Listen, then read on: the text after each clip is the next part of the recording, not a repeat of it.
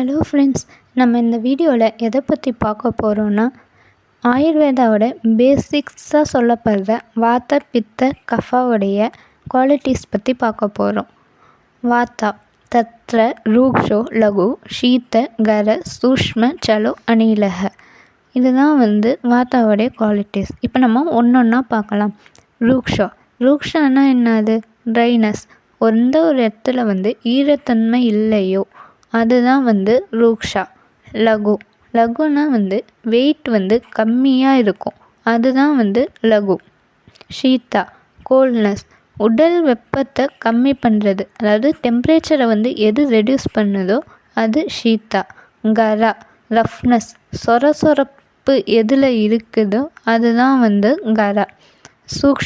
சூக்ஷ்மனா fine minute அப்படின்னு, அப்போது ரொம்ப சாஃப்டாக குட்டியாக இருக்கிறது தான் சூக்ஷ்மா.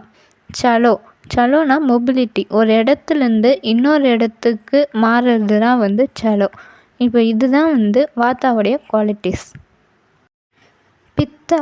பித்தம் சஸ்நேக தீஷ்ண உஷ்ணம் லகு விஸ்ரம் சரம் திரவம். இதுதான் பித்தாவுடைய குவாலிட்டிஸ். நம்ம இப்போ ஒன்று பார்க்கலாம்.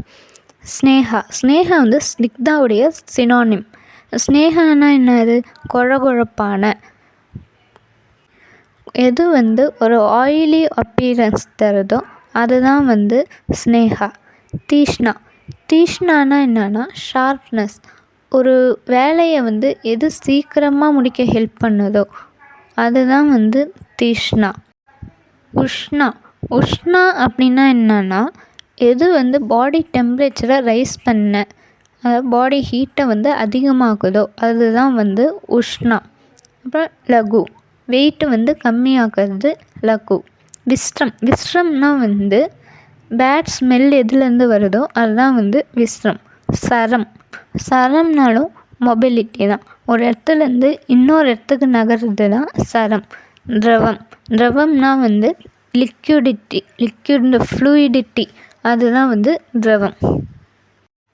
இப்போ நம்ம கஃபாவுடைய குவாலிட்டிஸ் பார்ப்போம். ஸ்னிக்தக ஷீதோ குரு மந்த ஸ்லக்ஷ்ண மிருத்ஸ்ன ஸ்திர கஃபக. ஸ்னிக்தானா என்னது? குழகுழப்பான, ஆயிலி அப்பியரன்ஸ் தருது. ஷீத்தோனா கோல்டு, எது பாடி டெம்பரேச்சரை குறைக்குதோ அது. குரு ஹெவினஸ், வெயிட்டாக இருக்கிறது தான் குரு. மந்தானா டல்லாக டிலேடு ரெஸ்பான்ஸ் தரது மந்தா. ஸ்லக்ஷன அப்படின்னாலும் குட்டியாக மைன்யூட்டாக இருக்கிறது.